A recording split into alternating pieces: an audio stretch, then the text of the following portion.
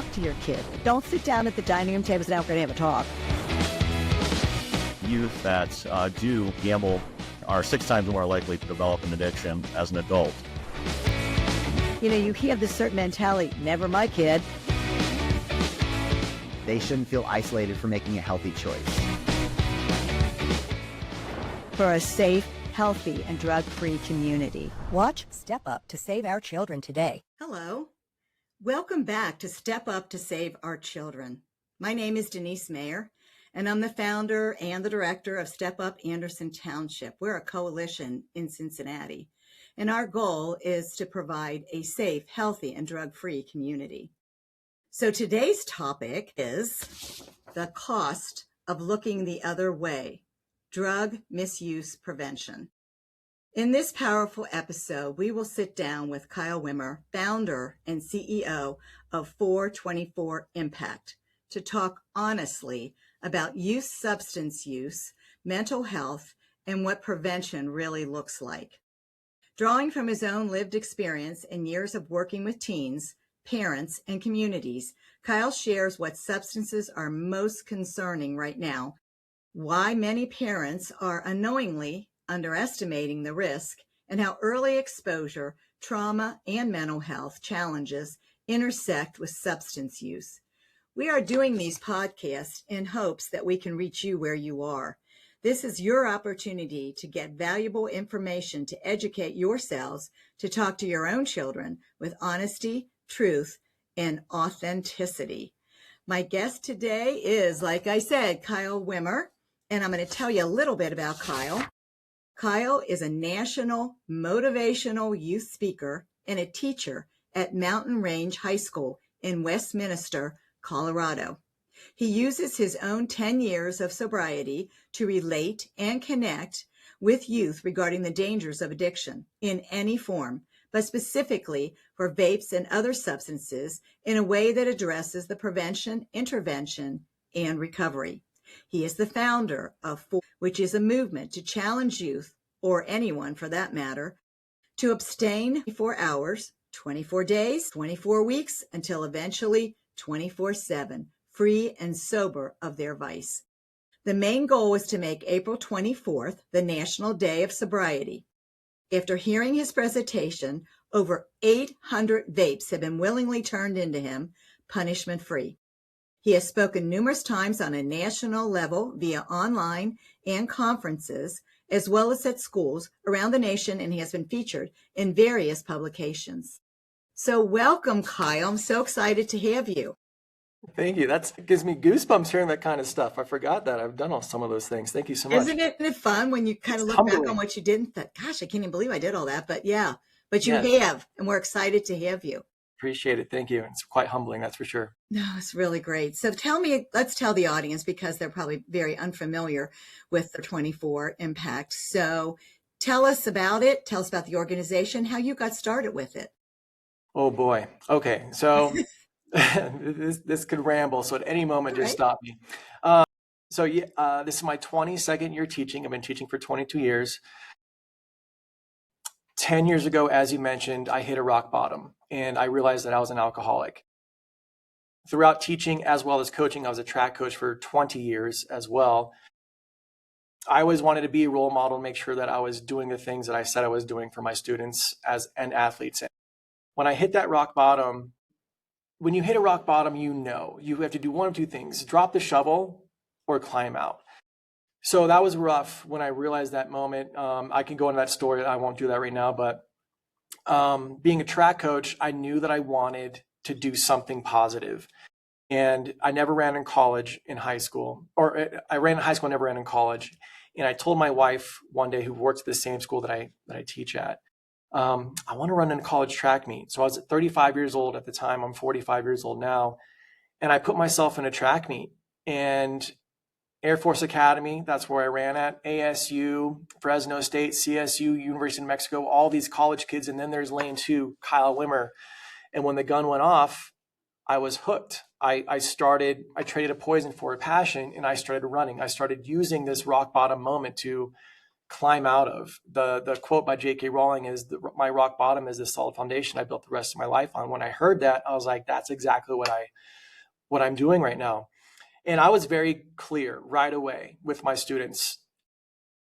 No shame in sharing my story, bringing that to the classroom, specifically around 2017, 2018, when I noticed these little tiny cartridges showing up in urinals and in the bathroom, and wondering what they were, like little USB devices. And my son, who was a junior at the time in high school, said they're Juuls. Like, what is a Juul? And I didn't know. I've seen kids with the big mods before, and I knew that smoking and vaping was a big thing, like for the tricks. But these Juuls, I was like, that's very unique because they're showing up in schools now.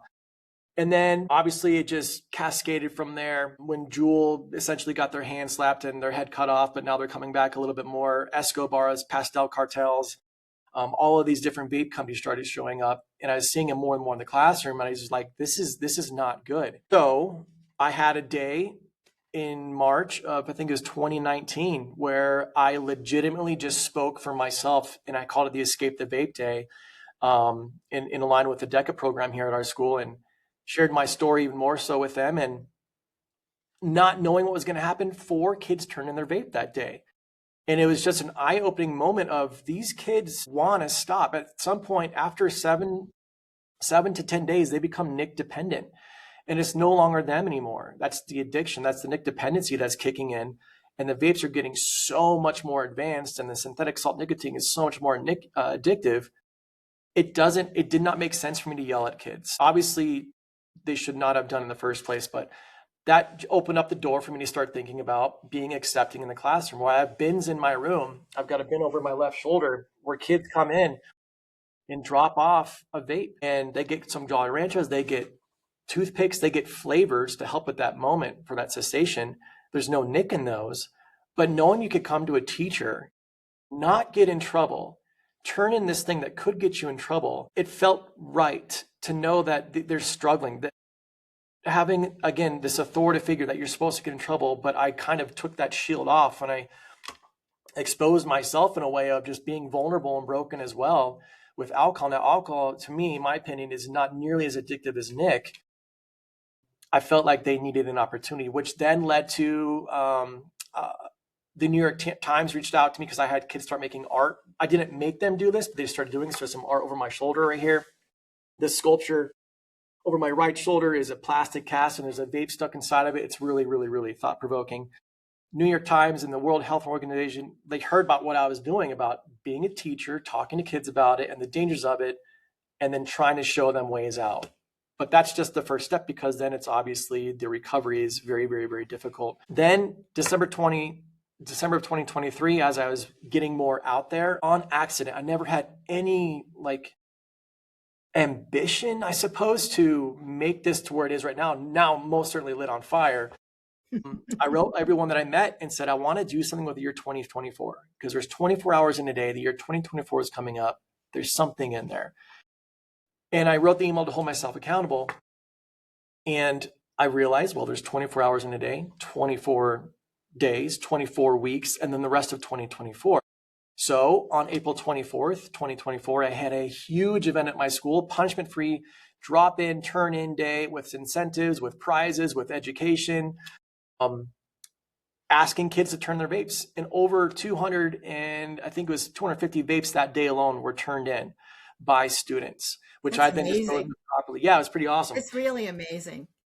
And one of the things, I think, one of the million things probably that you have going for you is you were already accepted at the school as a teacher. Yeah. And you had a reputation, and, you'd been teaching for so long. There was never any, I guess, discussion or concern as to what you were doing and that it was valuable. Whereas a lot of schools, it's very difficult to get somebody in the door.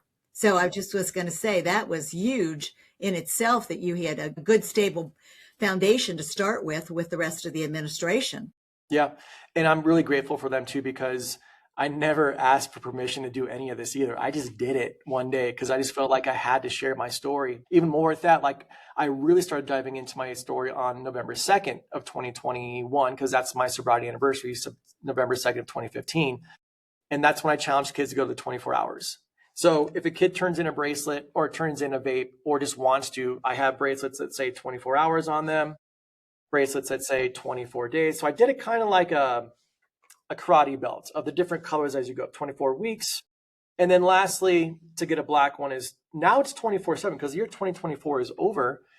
And what was I supposed to do? Well, 24/7 is a thing that you want to be living a lifestyle in some way 24/7. So yeah, I'm really grateful for my admin team because obviously news started getting out there when I invited them to come on the Stanford Medicine Cannabis Conference of like, hey, would you mind joining me and talking to them about this as well? So like, okay. But they see the value in it. Yeah, that obviously I believe in punishment. Clearly, I don't think kids should be coming to schools inebriated or under the influence of anything. I understand that they get to the point because their brains are so young that there's that dependence, withdrawals are kicking in. They're not anxious. They might be feeling anxiety, but they're most likely just going through withdrawal. That cycle has just kicked in. Yeah, that led me to speaking at schools. And when that started, when I am done at a school now, it just is so powerful. The amount of kids that come up to me just to share their story and be thankful that a teacher is willing to be human because we all are. Yeah. And my vulnerability is connectivity now, that when I show that I'm vulnerable and I'm trying to then impress upon other teachers in the building that, because there's plenty of teachers in my building too that are sober, that have been through things, but they don't feel comfortable sharing it, which is totally fine. But I'm trying to at least tell other schools and other districts, et cetera, that it's okay to not be okay. And it's okay to go through something because there's nothing that we have gone through that someone else has not gone through before. And for these kids to know that there's an adult that's older that's been through, or even better, because this is happening more often too, where kids want to share their story. So after I get done speaking in the morning, it's been happening like 9 out of 10 times where a kid will want to share their story. So I'll say, do you want to come with me in the afternoon? And they do. And their impact is even greater than mine. Well, that peer-to-peer is very, very important. And having an avenue to do that is incredible. I think so often adults look at kids as being, like you said, broken or there's a problem, or instead of just looking at them as a person that their brain is not fully, even remotely in high school, fully developed. And how, like you mentioned this, I think or I read it, I don't know, I've listened to so many things on you, but that we have big pharma, but we have big pot, we have big, tobacco, how they've targeted these kids. And the kids are victims. Yes, they did the wrong thing by trying it, but what kid doesn't try stuff, Yep. But unfortunately, some men get very addicted very quickly. That's how I got involved in starting my coalition, was on the vaping. I had never heard of it. I'm a grandma, and I never heard of it at all. And it's so overwhelming. But the one word that comes out to me with you, well, there's many words, but motivational speaker. And so many of the people that come in and talk to kids or whatever do it from a preachy standpoint, and, scare tactics, I guess I would say. And this is how your life's going to turn out if you keep doing this. But being a motivational speaker myself years and years and years ago, there's a big difference. There's a big difference with that. And that's where that's one of your things that I think is so powerful. Yeah. I what I try to do is relate as much as possible, that I'm shameless in terms of, I'm an art teacher, so I love fashion. I love art. I love what's going on. I love what's trending right now with music, with everything in the world, that I want to stay as relevant as possible. Because if I did show up, normally what I do is I buy a jersey for whatever state or city I'm going to. I saw that. Yeah. So I can hopefully create that familial aspect really quick. If I were to walk in with a suit on, I feel like I'd lose half the class or half the audience right there. So, and it's genuinely me. Like this is exactly who I am in terms of getting into a room and just creating that safe space within 45 to 60 minutes is not easy to do, but I am so grateful. I don't know where it is, unless if you'd allow me to, just by the grace of God, that he's. I would allow you to. Absolutely. Are you kidding? I say that all the time. I am lit on fire, and my goal is just to keep spreading this of their worth, that these companies, these products need them far more than the kids need that thing, but they're tricked so much and their brains have been rewired that in terms of just the deception and the targeting. Let me pull up one of these really quick. So this one was just turned in Tennessee a couple of months ago. And the technology is changing so much, which is weird because, and interesting, This is the oldest this technology is going to be because it's getting newer every single day. But you can take it out. You can put your different flavors in there. You can see how much juice is in there, which to me, this is disgusting. But kids who have been vaping long enough, this is actually, it gets them salivating, that they look at this like, ooh, it's gummy bear flavored and it's fogger. And then other things that are targeting, this one was the most interesting one, that not only is it a vape, but you can also plug in and listen to your music with it as well.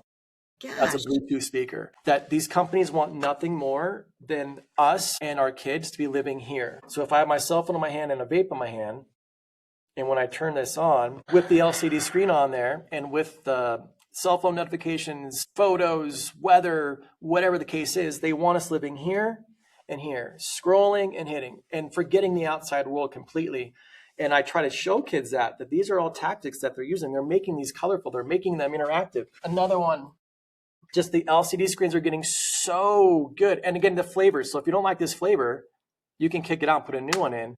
It's frustrating because I do feel like I'm constantly, I know I'm against it, that every single time I feel like I've made a positive step forward, they come out with something new or something that's even more predatory and that's how I bring my vapes to school. So not only do I get vapes that are turned in willingly and punishment free, I bring some that have been turned into me already. And kids are just blown away with like, well, that's for a kid. No, these are meant to be over 21. But yeah, if you have any respect for me at all, would you have that respect if you started seeing me hitting this jelly juice, raspberry lemonade? And now the scariest thing is if I were to hold up a couple up here, I'll just go back to these two. If you're in a circle, if you're going around with your friends in the bathroom and you're handing these around, this one is vape, this one is weed. The weed ones are looking more and more like vapes now too. And these poor kids who maybe they drew a line of, I don't ever want to vape, or I don't ever want to smoke THC or weed. Well, it looks exactly the same. And now you've just like crossed that line. And it makes the next thing for you to try easier because your inhibitions are down now, which is scary because there's more and more powerful stuff coming up like kava and kratom, which is scaring the heck out of me in terms of you can go into any gas station because there's no age requirement to buy this kava or kratom. And it's labeled as a dietary supplement, so there's no regulation on it. And it even says, don't drink all this within 24 hours on it. The kids were getting just absolutely zooted out of their mind. Mm-hmm. And it's not illegal. It's really scary because of the addictive component, but that's where I go back to, it's not worth it, you are. So that's my main message when I talk to kids about the 24 hours, 24 days, 24 weeks, 24/7. And that's blown up into, Mr. Wimmer, I don't vape, but it's been 2 weeks since I've done self-harm. Mr. Wimmer, I don't vape, but it's been 6 months since my eating disorder. Mr. Wimmer, I don't vape, but the biggest one right now for young men is pornography. Is Mr. Wimmer, I don't vape, but I'm really struggling with pornography. And again, I'm not professional. I'm so glad. I didn't mean to interrupt, but you just hit a nerve for me. I have been trying to do a podcast on pornography because I have heard from the schools that this is particularly in the middle school. And I'm looking for a, speaker that will address that. So I'm so glad you mentioned it. Yeah, because it's out there. And I'm not kidding. It is the number one thing for boys outside of vaping and weed or THC. It's pornography. For girls, it's definitely self-harm. That's the most up there one for girls right now. So again, not being a professional in any way, I'm just a caring, empathetic, authentic, genuine person that wants to show these kids love and support rather than the glitz and the glamour and the temporary fixes of these devices that, yes, they help. So I'm very truthful with kids too. Yes, if you hit Nick, it's going to make you feel better. Yes, if you're stressed, it's going to make your stress go away. Yes, if you're happy, it's going to make that even more accentuated. However, all of those temporary fixes are going to lead to a lifelong dependency, which is going to get you stuck. And that's going to be, it goes from whatever the issue is, avoidance to temporary fixes to addiction, and then down this road of, well, now they have no resilience, they have no grit anymore, and they feel like they're helpless. And that's where I like to come in with the prevention, intervention, and recovery. So if they've never done it before, I'm very truthful in all those things I just said. They are appealing. I can't deny it. It looks pretty awesome. I'm sure that it tastes really good because why would they make a product that's going to taste bad? It's been so socially accepted now, especially with young people, that you go into a bathroom, everyone has one in their pocket. I shouldn't say everyone, but a fair amount of kids have one in their pocket. My poor students at my school, my girls specifically, they can't go to the bathroom because there's 3, 4, 5 girls at a time in a stall, and they just want to use the restroom and they can't. So for those that have never done it before, I try to warn them, don't do it. You're doing fine just now by the way you are. Yes, life is tough. Like, you're going to have issues. You're going to have to be able to rise up and show that grit and resilience. If you are doing it right now, I meet you where you're at. You are not a bad person. The analogy I give kids is, we all went to a swimming pool. Let's say 100 of us. We all go to the swimming pool. There are signs everywhere, though. We have our swimsuits on. We brought our towels. We're ready to rock and roll. But we get there and there's signs everywhere and it says, no swimming allowed. We're bummed. We're upset. Like, we just drove here. So all those 100 kids disregard the message. They all jump in the pool still. Sign said don't do it. They jumped in the pool. I don't run up and start screaming at them, what did you jump in the pool for? Can't you see all those signs that says don't jump in? I don't do that because they're drowning. There's no reason for me to yell at them for jumping in when there are signs where it's too late. They're in the water. So I meet them where they're at. I try to pull them out one at a time, just because I know that through stats, 95% of the people that try to get off of nicotine by themselves are not going to be able to. They're going to drown essentially. 5% can make it out by themselves cold turkey, but you're going to need help. So I pull kids out. And then for the recovery kids, those are the ones that if you made it, how did you do that? Because we're all different. Mine was running. My story was running. Everyone's going to have a different thing. They need to trade a poison for a passion. And there's so many things out there that I like to, again, let kids know that they're worth it. These things are not worth it. And then sometimes I even go to the money aspect of it, of you're spending $1,500 a year on this temporary thing that, yes, it's making you feel better now. However, over time, that's like $7,000. If you would have put that in the S&P 500 in an index fund, that could be $9,000. And over 30 years, that could be close to $1 million. And I pull those stats up by using a compound interest calculator. So I just try to educate as much as possible. You're not a bad person if you've done it. You're a victim at this point, where you are the product and they're coming after you. They're not coming after me. They're not coming after me with these flavors, with these shapes. They're going after kids. And I think that's where it's important, where people like yourself also give them a second chance. Right. So what kind of interaction, if any, do you have with parents of these kids? I mean, does one thing lead to another and maybe they come into your office to talk to you? They want to be supportive of a recovery. How does that look with them? That depends, again, on the student too. Like, if they are fearful of mom and dad finding out, that I eventually meet them when they're ready with the parents, and we try to make it a very positive interaction of like I just mentioned, yeah, they jumped in the pool, but guess what? They're out now. Or at least if it's gotten really bad, that we have different strategies in place of as a parent of 3 kids, Mr. Wimmer is way different than me as being a father. So I totally get that. But if the parent does come in, or it's even happened too, where parents come and speak with me now at my community nights, where they'll say they were angry at first and they caught their son or daughter vaping, but then they realized that the addiction is so strong because of how powerful the synthetic salt nicotine is. It's not them anymore. Again, if it's been more than 7 days, most likely they're nic dependent. And that's the hard part of letting parents know of there's no guilt and shame in it. Because as you mentioned, kids are curious. Mm-hmm. We are curious in general. We're built that way, to explore things and kind of do things we're not supposed to do, even though we know we're not supposed to.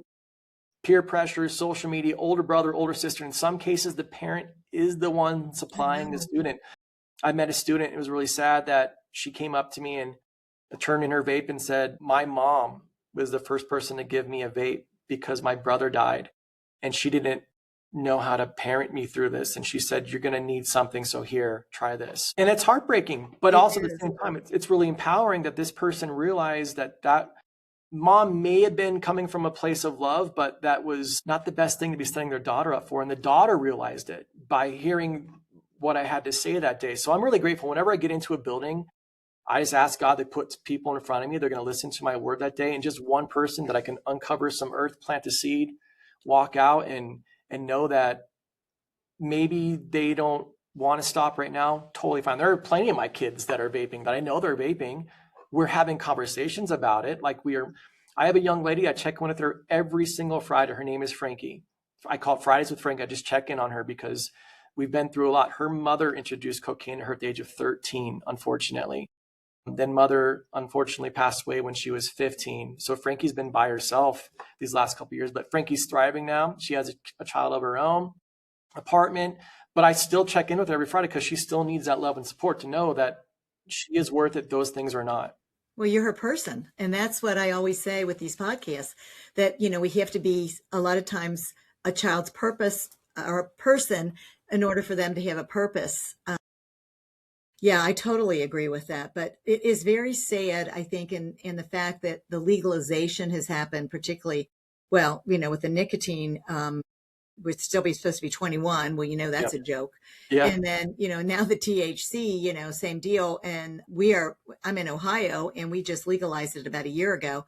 And it's already starting to just rear its ugly head. I mean, you're in Colorado. You've been through this for a while now with the THC and the psychosis and all the horrible things. I just did a podcast with Laura Stack, should be launched, I think, today, that, all about the psychosis part of that. So I just applaud what you're doing. I think educating parents is what I'm doing.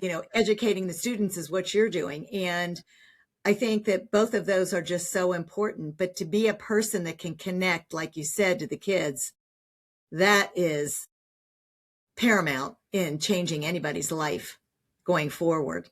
So how do the kids, after they've turned in a vape or whatever, then do they come back and just kind of visit you and say, hey, I'm still clean, or what? Yeah. How's that look? Depending on your stance, it looks exactly the way you think it would, because very few are successful. They come back quite a bit. I don't hunt them down unless I ask them if you want me to start checking in with you, because a lot of the kids that come into my room, specifically at school, they're not my students. They just know what I do, and they can see the bin in my classroom. They know the Jolly Ranchers are here. Their friends have told them. I give them a big hug when they turn that in. I give them resources. There are so many online resources, from University of Stanford Medicine's Reach Labs to Truth Initiative to Michael DeLeon, Steered Straight, Vaping Me Crazy. I give everything to kids. It's almost like drinking from the fire hose, though, because there's just so much out there. And that's where the connectivity of one-on-one is really, really, really crucial. So yeah, a lot of times kids come back and say they slipped. And it's a really emotional moment because they start crying. I'm a crier. I start crying, and it's okay. I feel like they need to see that. God, I'm going to get emotional. That it's okay. It's okay to be emotional. Yeah. They're kids. They're kids, and it just proves how hard this thing is to quit. And they probably can't tell that to mom and dad because they told mom and dad. They could see how maybe mom and dad's happy that they stopped finally, but then they slipped again. They don't want to bring their parents through that trauma, and they don't want to bring their parents through that anguish of disappointment.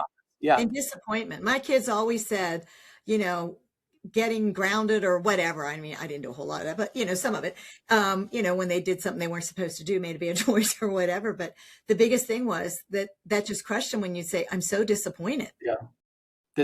And I've never said that. I never want to say that. I've had one young man, kid you not, he's turned in over 30 vapes by himself over the last 3 years, where he just says, Kyle Wimmer, this is the time. And I believe him. We talk about it. Okay, what's going to be different this time? Because if you focus on results, you'll never see change. But if you focus on change, you'll see results. So what's going to be different this time? And he has a plan. But I think just because high school is so, even though these kids will never see each other again after high school, I know that he cannot separate himself from the group he's with. That's harder for him. Vaping is almost like, or even THC with weed, it's almost two addictions you have to give up. You have to give up your friends. You have to give up that thing. And that is not easy with social media right now too. It's brutal. So you almost have to make something radical, like moving schools, which I don't want to advocate for, but in some cases it's so extreme where you need to be separated and just start over, hit that reset button. Or find a passion like you did, the running. Yeah. I mean, that you're just what you said, you're exchanging the poison for a passion. And I think a lot of young people do not have a passion. They don't have a purpose. They just know they have to get through school in order to graduate and go on to do whatever, but it's not purpose driven. And I think that's a big thing. That's exactly where I'm at right now in my own personal life, that teaching is my passion, coaching is my passion, but this is my purpose. I know it is, so much so that you're going to get some breaking news tomorrow. At the time of this filming is when I'm going to tell my students that I'm not returning after Wednesday, February 4th. That the amount of schools and conferences that are asking me to come speak to their students now has grown too loud, where I can't keep missing school because I've been gone all the time. I'm going to be gone even more second semester. it's going to be a really bittersweet, heartbreaking day tomorrow because I don't want to make them feel like I'm abandoning them because they get it. But I don't want to grandstand on this too much, but I kind of liken it to somebody calling 911, that if a school asks me to come in, response time is really crucial. Like if you call 911, you don't want to show up a month later. Right. You want to get there as soon as possible. And because I'm a people pleaser, I'm like Fix It Felix from Wreck-It Ralph. And because I'm so emotional, Yeah. I want to get I love there. that. I want to be there as soon as possible. So I want to be like that first responder of letting students know that they're worth it. Yeah, I guarantee there's plenty of people like Mr. Wimmer in other schools, but there's just something unique about having another person coming in with a story that has, at this point, some pretty good evidence of you can do this. Other kids before you have done this. That tomorrow's going to be rough, that's for sure. I got plenty of my Kleenex ready for tomorrow because finally ripping off that Band-Aid and going into my true purpose of reaching as many kids as possible for however long I can and letting you know that you're worth it. That's my purpose. Well, you're giving hope. You're spreading hope to so many kids that are feeling kind of hopeless right now because they can't kick it. They're having a problem. And you've been doing this now for quite a while at your own school. Of course, the kids change every year. I get that. But the possibility of you reaching so many more, I'm sure, as you said too, and I appreciate this and believe it 100%, the good Lord has put this in your path and is saying this is where you can actually make a bigger and more difference in these kids' lives. And a lot of the teachers, like you said, are afraid to come out and say very much, with everybody getting lawsuits for this or lawsuits for that, they're frightened to get involved. Out here where I live, it's impossible for me to get anything into the schools. It is really, really difficult. And I think I might live in an area that's worse than some, and wait till they hear this, but it is very difficult. And years ago, my kids were teenagers, which would have been early 90s. They had somebody come in. I think his name was Toma. I can't really remember anymore now, but he came and talked to him. But they haven't had anybody come in. They don't do that. And I think that's why at some point after this is all over, I want to find out, what's the best approach. And you might even share that now. What if you've got a mom or a dad that's in the PTA and they're like, we really want to bring this guy in. What's the best approach for them to go with their schools? Have you had that experience yet? Like to get me physically in a school? Yeah. Well, my website is 424impact.com, where people have been, I didn't even mean for that to get as big as it is, because people from Massachusetts, from Florida, from Tennessee have reached out to me through my website, which I didn't really even mean for it to do. I just want to get it out there. But yeah, people can book me through there or just my email, which is Kyle at 424impact.com. But the biggest thing is just my social media presence. On Instagram, I'm known as Mr. 424s.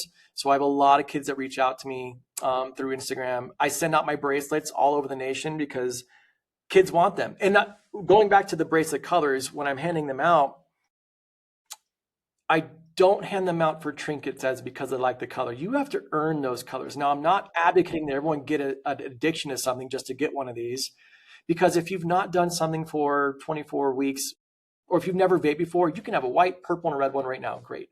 But the black ones, I want to give you a black one 1 year from today that you did not vape for a whole year.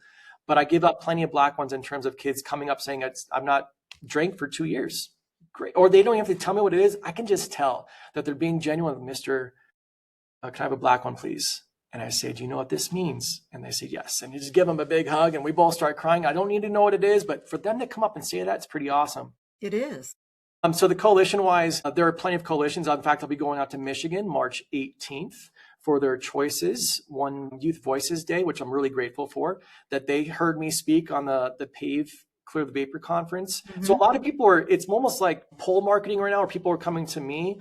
I'm not really pushing a ton of stuff out, and it's happening organically, which is pretty amazing. But school districts, I do email plenty of school districts and schools though, of like, hey, I'll be in this area. I'll be in California March 11th for a pretty big school district at one school specifically. And I'm in town. Either come watch me, or if you'd like for me to come to your school too, just get back on an email with me. And I like to reply to everybody. I love getting people on Zoom because I feel like there's something to be said about emails, but I really like talking to people face to face so they can see that I'm a genuine person. I care about this a lot, and I hope that can be felt through. So I do. I agree with that. I think seeing your face and your body language, everything is so much more impactful than just hearing voices. That's why I decided a year or so ago that if I was going to start this podcast, it was going to be a video so that I could bring guests on to make more of an impression and to try to get the parents more information. So yeah, I think that would be really great to know when you're going to be in Southwest Ohio. I'd love to know that. So maybe we'll be the ones if I could figure it out. Well, Michigan's close to Ohio, and I hear you guys have quite a rivalry. So yeah, with football, I could tell Ohio, look, Michigan's bringing me out already. There you go. That's true. That's very true. So when you get the kids that they're feeling, I guess what I'm trying to say is the ones that are like coming in as freshmen, and I'm assuming you're a 9 through 12 grade. Yep. Yeah. What I learned about this early on, because you don't know what you don't know till you figure out you didn't know it, is that when I first started wanting to educate parents about the vapes and what was going on, of course, first I had to educate myself and get a coalition going. But then it was, we got to hit the high school. No, well, not first. Yeah. And then, oh no, we have to hit the middle school. That's where really our thrust needs to be, is the middle school. Yep. And now I have gone down to probably maybe 4th or 5th grade that we need to start there. Is that your impression? 100%. Yeah. Okay. Nearly every Genesis story for a kid that I've worked with has been 6th grade, 7th grade. It's because of an older brother, older sibling, or social media because of those cool tricks, which again, I cannot deny look pretty cool. And then for that social belongingness and just because of how normalized it's become. But I've heard as young as 4 years old that a mom, like whatever reason, thought it'd be funny, thought it'd be cool to give their 4-year-old.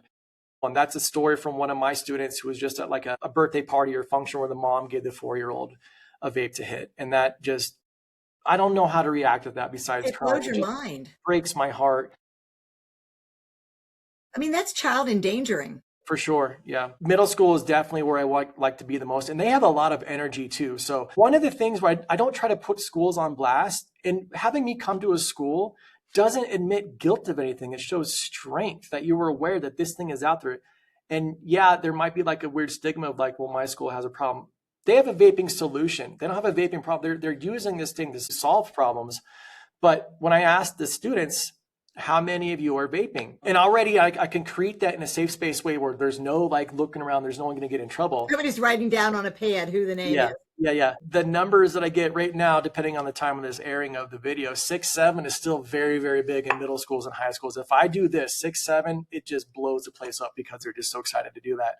But once we get once we get that out of the way, perceived perception is 75, 80% of students are vaping, if not 90%. So I'll draw attention to that. So if 90%, that means this group is not, everyone else here is. And then it comes down to, it's my school, it's around 35% when I ask them, because there's no punishment. Just tell me yes or no on like a little anonymous survey. Middle schools, when I do that, I think that teachers and the principals are not expecting a lot of hands to go up, but there are a fair amount. When I say, how many of you have seen somebody vaping today?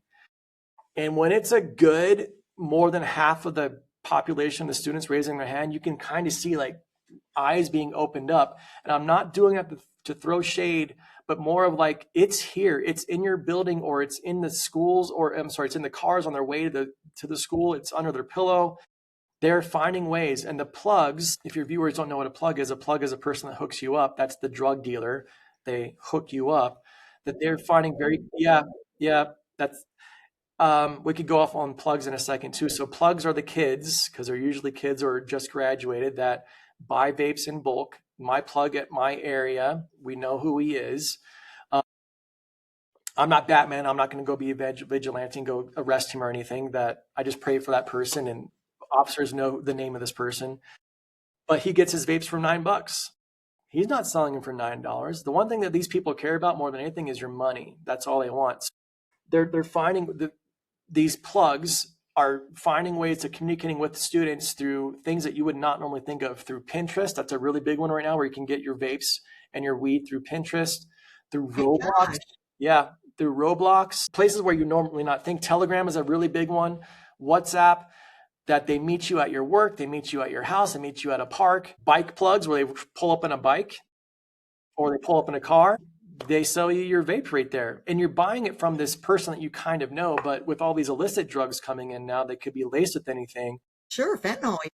It's a lot of trust that you're putting in this and this plug, this person that's hooking you up for, and you're nothing but profit to them. That's all you are. They don't care about you whatsoever. So I have to tell kids also, like, you're gonna have to break up with your plug. So there's 3 things: the vape itself, your friends, and then you have to tell your plug that you're no longer buying from them, which could get dangerous too, because this person knows where you live now. They know where you work. They know what park you want to go to, that you've put yourself in a position. That's why kids need support, because they did not know. Like you said earlier, you didn't know what you didn't know until you knew. And now you know, like, oh my gosh, this is getting kind of dangerous, not only for my physical health or my even emotional health, but just like my safety in terms of Sure. what's going on with these situations that I put myself in. Real quick, one more thing. Yeah, please. For cessation device and recovery, I 3D print these vapes. They're called vapes. So they have air in the bottom, there's a hole in top, and when you're holding it, if I had a vape in my hand, you really can't tell. And I do that for kids that are wanting to try to quit, because if you're in the bathroom, if you've not told anybody yet that you're trying to quit, but if you have something in your hand and you're hitting it, that might be an easier step down that ladder than straight up going in, not having anything, because this happens all the time where a kid comes up to me and says, I want to stop. They stop. I warn them about the bathroom. Next day or a couple of days they come in. If they don't tell their friend group that they're trying to stop, and they've only told me, and I'm not there in the bathroom with them, obviously, Right. and a student offers them a hit, it is very easy for them to go back on their own word and just hit it, because they had nobody to really hold themselves accountable besides me, who I'm not there anymore. And this thing, which is, their eyes just dilate because they know, oh my God, it's going to make me feel so much better. Quitter's flu is a very real thing. Days 3, 4, and 5, they're sweating, they're puking potentially, depending on how much they're hitting it. And if someone's going to offer you a way out, which again, the only way that's going to make you feel better is hitting that vape, which I tell kids too, because you have to be honest with them. Unless you can hold it off for another week, 2 weeks, 24 days, 24 weeks, it's going to get harder and harder to not say yes to that thing, or it's going to get easier and easier to say as you keep going. So I make these, I hand them out for free. So they hold You that turn, in their hand. you can hit If someone offers them one, they say, I already have one. it. Kind of. Just Is got that one. the mentality? Yeah. Okay. Yeah. No one checks like what brand you have. They can just Right. see that you have something in your hand. In your hand. And that Okay. might be enough of a deterrent for them to not. So you can still, I could hit this too right now because it's just air. It's just a Mhm. plastic straw that looks like a vape. It's But it's just all air. these vapes look different, but I made them black. I made them colorful just in case. I don't hand these out for fun. Like, you Right. have to be somebody that turned in a vape to me. It's not, oh, those look cool. Well, yeah, they look cool because I'm trying to compete with things that have LED screens on them. If you have gum in your mouth or a Jolly Rancher or a toothpick and you hit it, there's the flavor component. So it's going to help out a little bit, but there's no nick in it. Baby is crying. My wife and I didn't use pacifiers for our kids, but we definitely see them a lot. That when a baby's crying, it's usually either change a diaper or they're hungry. So you give them a bottle. Instead of giving the kid a bottle, I give a kid the pacifier. So I look at it as like a pacifier. It's just a way for them to just feel in control still of having it in their pocket, having it in their hand, hitting it if they want to. So again, you can't hit this in class. It's a very personal thing still. And I let the school know I'm handing these out. Sometimes the school asks, well, what kids did you give them out to? And I'll write them names down. If schools want them, I send them out to them too. I do charge, if the school wants them, they're $5 a piece. But when I'm out of school, I just hand them out for free while supplies last. Well, it's interesting because I think the schools, at least the ones out here, they know this is going on. They want to stop it. But they're also, the teachers are probably overscheduled to begin with. A lot of them do, like you said, the track coach. They do other things besides, or run a club or do this. I know my daughter's a 5th grade teacher. I've never seen anybody so overscheduled in my life. So to add one more thing, like, okay, now Stanford, like you said, the Reach Lab, I mean, they've got so many wonderful things.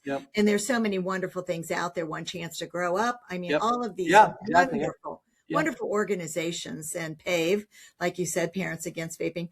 There's so much out there, but you're right. It's like a fire hose. If you're just a parent trying to start, I think it can be very overwhelming. But the teachers in general, when you go to them and say, hey, I've got this, that you can do this for 6 weeks in your class, they look at you like you're crazy because they don't have time to do all of that. Even some of the stuff with the punishment part, where you're educating the student and not just, sending them home to do it some more. Even that, you have to find, like our vice principal took that on for a while, to be able to help with that.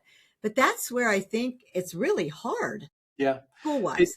It's unless, again, there's somebody that has it innately in them, which if the teacher was forced to do this, like there's I'm certified, which many people are too, with the American Lung Association's not NOT program and their in-depth program, that when kids go to those are essentially forced. So one of them is voluntary, the other one's kind of forced, but there's a wall that's up there that is tough if you don't have somebody that wants it more than they do, not because they're being paid to be there, but really wants it more than they do. The kid will see right through that. And it's just check boxes. Again, with the Reach Lab stuff, hats off to them. They're amazing. Their platform's amazing, the engagement, et cetera. But when I have my kids do it and come back to me with it, some of them say it's just over the top. It's too childish, that they feel like it's too much of a game, and the adults are trying to reach them. They've overshot. And that, I forgot to mention this completely. I started a club at my school called the Phoenix Club, which is we rise up on Tuesdays after school, and it's just anyone that wants to. It's kind of like a little mini AA of no shame, no guilt, no nothing. Even if there's like different cliques in the room, share your Genesis story, share your successes, share your struggles. We meet for just a half an hour or so of however many people are coming in. Sometimes it's very hit or miss, 1 or 2. Sometimes it's like 7 or 8 of kids that just want to come in and say how they're doing. So that's another thing that I did. I'm hoping that schools do, even with the 424 movement. My goal is to make 424, April 24th, the National Day of Sobriety at every school, like I've done with mine the last couple of years. There are at least 3 other schools around the nation that have accepted this challenge, and they can do it however they want to. But just making a point to say April 20th is the day of punishment-free, judgment-free education, turn stuff in. I love and that. see if we can get a conversation going rather than a yelling. Like, give kids the control, which I know that that's maybe not going to make the most sense, but let them at least feel some sense of power and not feeling trapped in terms of, oop, gotcha. Right, Now exactly. because that's not going to make it good for anybody. No, it isn't. And I know that, they have, depending on what the situation is for the punishment, you might be suspended for a little bit. You could eventually be expelled if you get caught. Yeah. I know out here with THC in the bathroom and stuff like that. And then they go to a mediation board where some other teachers or the mental health and wellness person, sits down, talks to the parents and all that. And I'm not saying any of that's bad. I'm saying that it's good, but sometimes I just think what you're doing, the connection that you're doing with the kids, is just so important. I just think, I'm going to pray for you that this is the best possible outcome for you and your family. Yeah. And because you're giving up a lot in order, I'm sure, teaching wise, I know that too, that you're giving up a lot in order to do this. It's just going to take a lot of prayers, I think, to make this be as positive for you and your family as it's going to be for these young people that you're going to meet. But thank you, God, that you're doing this. This is amazing to me. It is. It's amazing to me. I'm so proud of you. And I knew when Julie Dreifeld sent me your connection, and I was just blown away after I started digging into it a little bit. And then we talked. But this is what I've been praying for, that somebody would start doing this that is authentic. Yeah. And, and there are several speakers out there that are doing similar things, but you look the part, you talk the part, you've got the motivational, the hope, and to me, the background that you need in order to make this successful. So, I'm so excited for you, and I'm mostly excited for the kids out there. Yeah. So when somebody reaches out, let's say a PTA person, or I'm just throwing that out because I don't know, but, a concerned parent, and they want to do a community night. This is what really, it's one thing to get into the schools. That can be pretty hard. Let me just tell you that. Yeah. But, we've had community things where we'll promote, a speaker or whatever. And of course, that's why I'm doing the podcast, because half people don't show up. Yeah. No matter how much you market it, you can give them a $10 gift card or whatever to Target to come there, and they Nope, so nope. they're too busy. They're too busy. And I mean, I understand, but I also think, when your children are involved, what could be more important? You sure don't skip the pediatrician appointment so There quickly. you go.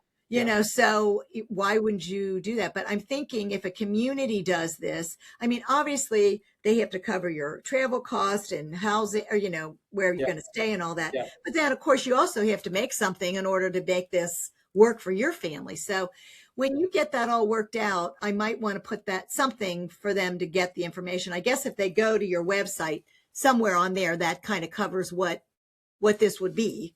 Yeah. So they can consider it in their budgets, or whatever that they're doing. So, right?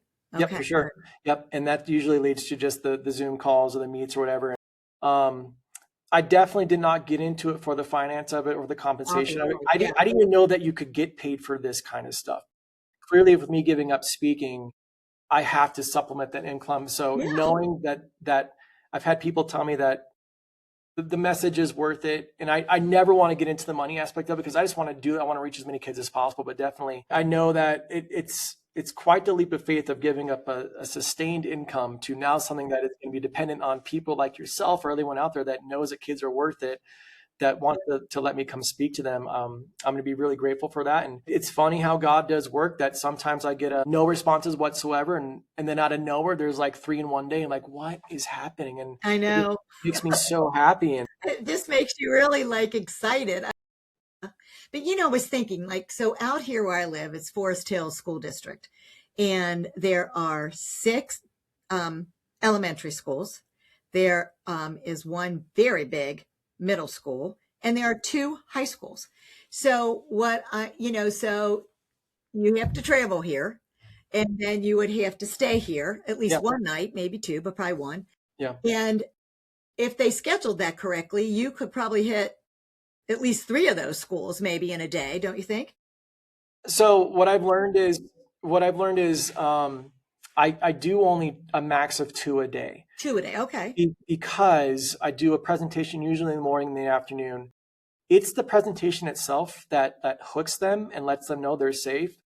I am not kidding you. It feels like I'm Santa. It is hours worth of lines of kids that just want to patiently wait in line to come up and talk to me, or if I'm in the commons area. And that's where I need my Kleenex too, because I'm just like a constant mess of kids coming up and thanking you for coming up or praying for me. Praying, So and it's just emotional. Like I cannot do more than 2 anymore at a time because just the time gets involved. And right. I like staying at a school. I don't like coming in. Hit and run, forget it. Yeah, I want to light a match, and I want to make sure that I've handed off this torch to somebody, a student or a teacher or an admin or somebody that's going to keep this going in some capacity. Yeah. Everything loses its luster. I know that after a while, a week, 2 weeks, or whatever, that it kind of fades away, but the message is still there, and there's still a place for kids to go to, because the phrase of true commitment is still being willing to do the thing you said you're going to do long after that moment that you said yes to it is gone, just to know that they're not alone, because they feel alone. That's why they're coming into these things, is they feel alone. They want to feel connected in some way. Sure. That's what's so important, is the connectivity, because once everything is gone, then they're on their own again. They're on their own and they need that support. So, well, we're coming up on a hard stop, but I cannot tell you how grateful I am for what you're doing. Thank you. And you as a person. I mean, you are talking to one of the most emotional people out there too. So I get it. Boy, do I get it. My grandkids are always saying, "Are you crying?" I'm like, "No, well, just a little, Yeah, it's just like when we're happy, we smile and we laugh. The same exact thing with the emotion of being able to let that go. Right. But exactly. Well, this has been great information. I hope that, like I said, this will probably be launched out well after you make your announcement at school. So Perfect. Not to worry about that. Okay. Yeah, I'm a little backed up on them. You try to book them when the people are available, and then that doesn't always work. I usually do about 2 podcasts a month, sometimes more, but usually 2. And but I will let you know when it's going to go live. But I can't thank you enough. Your authenticity and your passion it's just amazing. And I'm so excited to have met you, and so excited for this journey that you're on. And we all have to find our purpose. And sometimes what we start out with isn't what we end up with. Look at me. Yeah.